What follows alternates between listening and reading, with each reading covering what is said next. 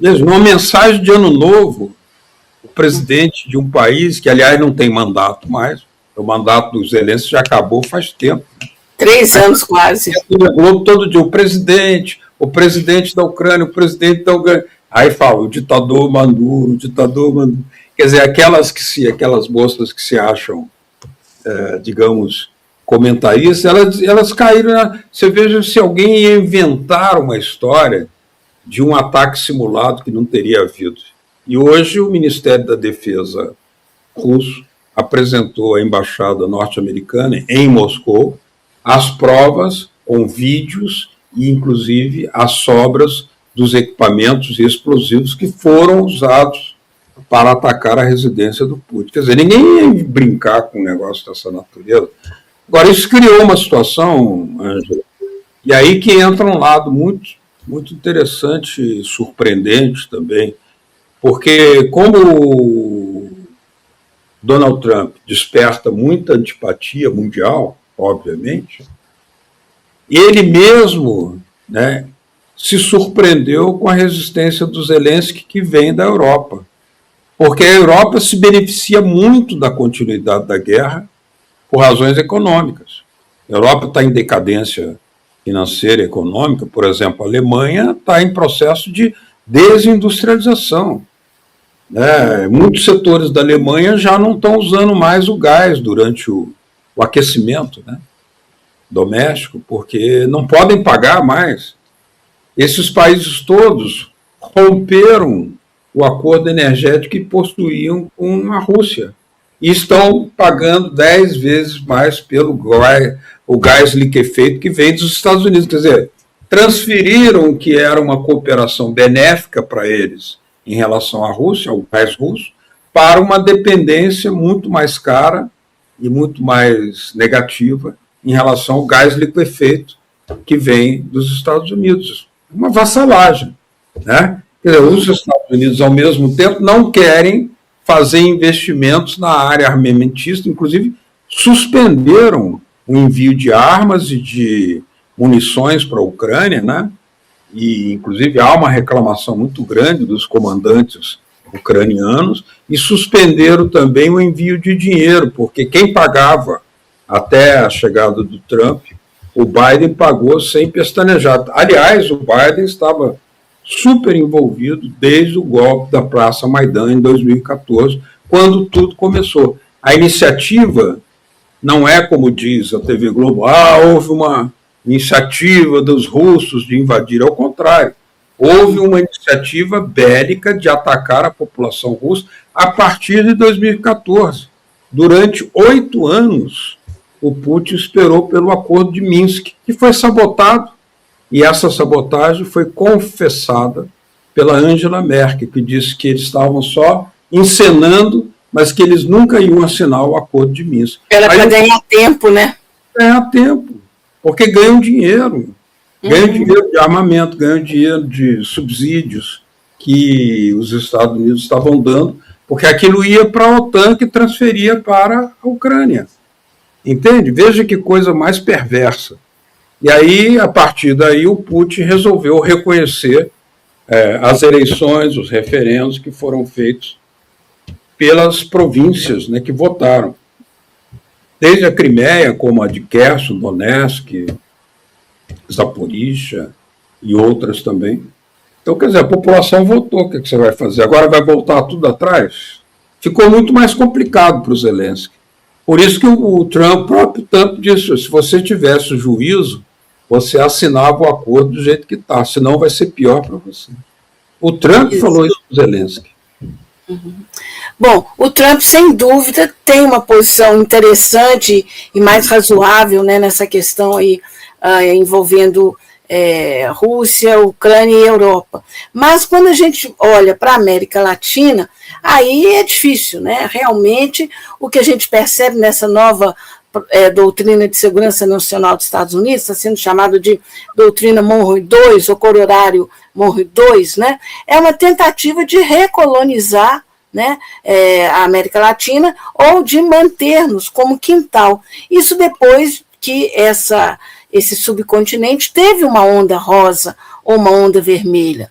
hoje enfrenta uma onda de extrema-direita, mas ela me parece que não é para ficar, né? Então, como que você vê... Oi? Tomara que não. É interessante, eu estava estudando isso, Beto. A coisa na América Latina ela sempre foi pendular. Em um determinado momento, partidos progressistas vencem, alguns ficam mais tempo no poder, se desgastam por não cumprirem expectativas e promessas, né? Vêm os conservadores, a coisa é meio pendular, né? Mas me parece que essa turma não vai ficar muito tempo mais, não. Mas imediatamente, né? Esse ano que se inicia, a gente vai ter eleição em 3 países: Brasil, a Colômbia e o Peru. Não é? E a gente está vendo como que o Trump e os Estados Unidos estão agindo, né? Eles estão roubando na cara dura. Olha o caso de Honduras, não é? Sem trocadilho. E aí, como é que você vê a situação da América Latina e do próprio Brasil, que é o maior país aqui da região e que tem eleição esse ano? Essa postura agressiva do Trump é um sinal de desesperação, porque eles estão com um fracasso econômico muito grande. A dívida norte-americana, que está nas mãos dos chineses, né? Os chineses têm a maioria dos títulos da dívida americana. Se a China resolvesse cobrar os papéis, meu Deus, seria uma guerra.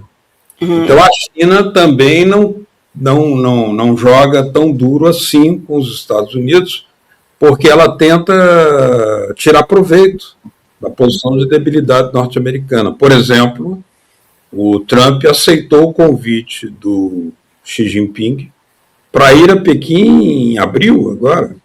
Quer dizer, eles estão em meio a uma guerra e um aceitou o convite. E o Xi Jinping aceitou o convite para visitar Washington também, feito pelo Trump. Quer dizer, nem parece que tem esse conflito em Taiwan, que está a ponto de chegarem às vias de fato. Agora, há um problema real dos Estados Unidos, que eles precisam de resolver o problema da reindustrialização deles.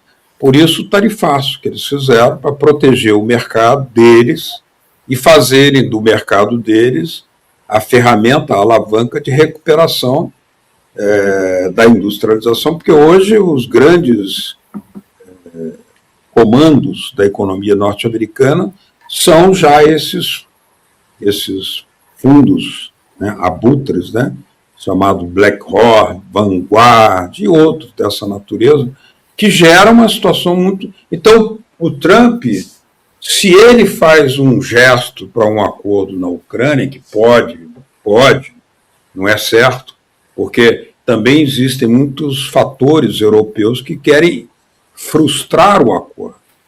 A Europa quer frustrar o acordo do Trump com o Putin.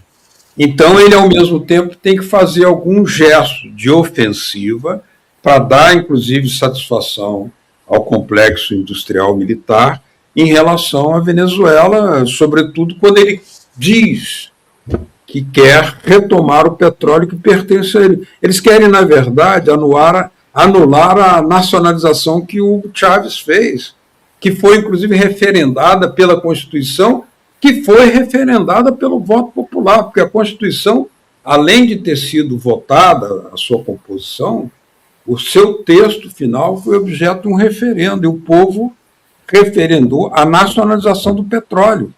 Quer dizer, é altamente democrático. Sim, e se ele quer voltar atrás dessa forma, então eu acho legítimo, por exemplo, o México querer retomar aquela parte, quase que metade ali, o sul dos Estados Unidos. Vão voltar às situações originais.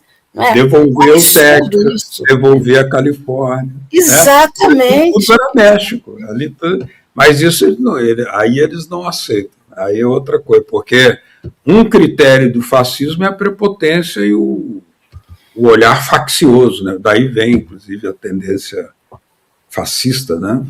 Eu vejo o que eu quero, né? Como eu quero, eu ignoro o outro. Então, existe uma situação, Ângela, que aí tem um outro pano de fundo que está no documento da nova estratégia de segurança dos Estados Unidos. Vale a pena ler, viu, esse documento. Eu já li. É muito interessante, muito. É muito revelador Sim. das ameaças que ele faz explicitamente a China. E veja, você falou aí 3 países que fazem eleições esse ano.